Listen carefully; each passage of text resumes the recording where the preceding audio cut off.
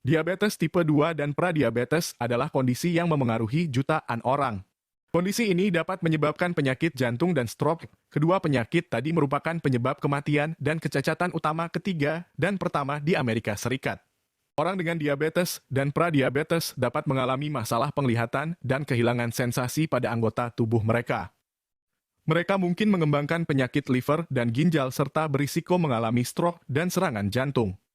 Namun, diabetes tipe 2 dan pradiabetes dapat disembuhkan dan risikonya dapat dinormalkan kembali. Apa itu diabetes? Diabetes adalah penyakit kompleks yang memengaruhi banyak bagian tubuh Anda yang disebabkan oleh cara tubuh Anda mencerna makanan yang Anda konsumsi. Setelah makan, makanan diuraikan menjadi molekul gula yang disebut glukosa. Glukosa bergerak melalui usus ke dalam darah, di mana ia dibawa ke seluruh bagian tubuh dan digunakan untuk energi. Beberapa bagian tubuh Anda memerlukan bantuan untuk menyerap molekul glukosa dan membutuhkan hormon khusus yang disebut insulin. Insulin diproduksi di pankreas dan beredar dalam darah bersama glukosa menuju sel-sel yang membutuhkan bantuan, khususnya sel hati, sel lemak, dan sel otot. Ketika tubuh mengalami resistensi terhadap insulin, diperlukan jumlah insulin yang lebih banyak agar dapat menggunakan glukosa. Awalnya, selama resistensi insulin, pankreas Anda akan bekerja ekstra untuk menghasilkan lebih banyak insulin, bahkan ketika kadar glukosa Anda relatif normal. Jika tes memperlihatkan tingkat insulin yang tinggi, suatu kondisi disebut hiperinsulinemia bersama dengan penanda resistensi insulin, tubuh Anda menunjukkan tanda awal dari terjangkit diabetes. Banyaknya insulin dalam darah juga memengaruhi produksi lipid dan lipoprotein, partikel-partikel kecil yang dipecah dari molekul kolesterol dan produk lemak yang disebut trigliserida. Partikel-partikel ini cukup kecil untuk beredar dalam aliran darah, tetapi dapat menjadi bahaya besar ketika menumpuk di pembuluh darah Anda. Ketika kadar insulin yang tinggi, terutama di hati, tubuh Anda melepaskan partikel kolesterol jahat. Semakin tinggi kadar insulin Anda, semakin banyak partikel kolesterol jahat yang beredar dalam aliran darah Anda. Kondisi ini disebut dislipidemia.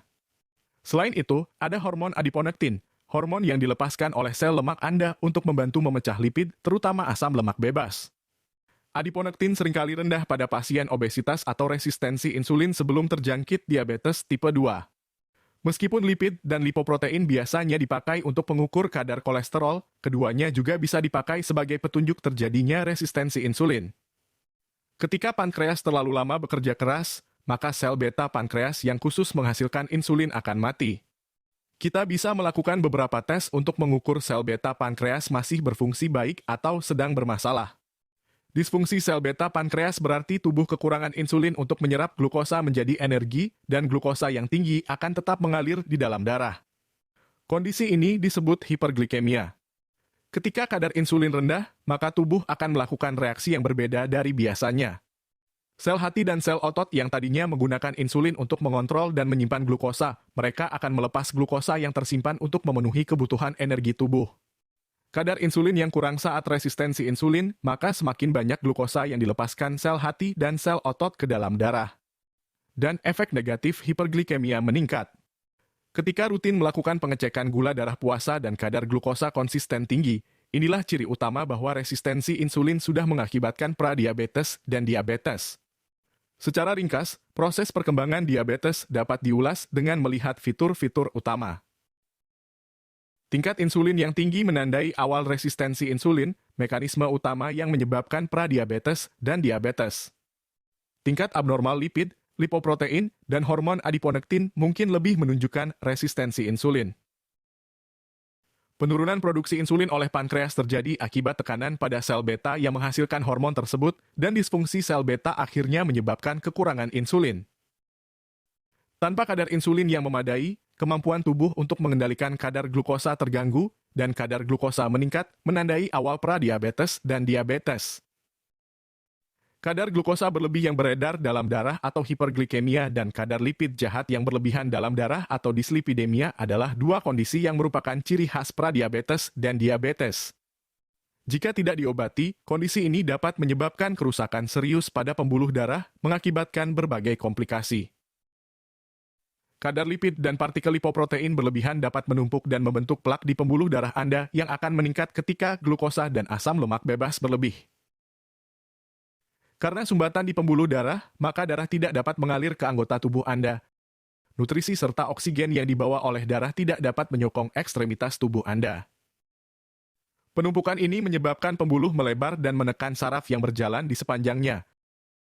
Kondisi ini disebut neuropati. Saraf yang rusak dapat menyebabkan mati rasa dan menghambat proses penyembuhan secara normal. Saraf yang rusak dapat menyebabkan otot Anda melemah dan akhirnya mengalami atrofi dan bisa berujung amputasi. Anda juga mungkin mengalami perubahan sensorik, termasuk kebutaan. Fungsi tubuh yang berkaitan saraf otonom seperti tekanan darah, detak jantung, dan bahkan fungsi seksual tidak normal juga disebut sebagai gejala neuropati. Pada pembuluh besar seperti pembuluh yang memasok jantung dan otak Anda, penumpukan plak menyebabkan kondisi yang disebut aterosklerosis. Seiring waktu, plak dapat tumbuh dan pecah yang dapat menyebabkan penyakit kardiovaskular atau serangan jantung, pecah pembuluh dalam otak dapat menyebabkan stroke. Aterosklerosis juga berkontribusi pada kerusakan organ-organ akhir seperti kerusakan ginjal atau kerusakan liver.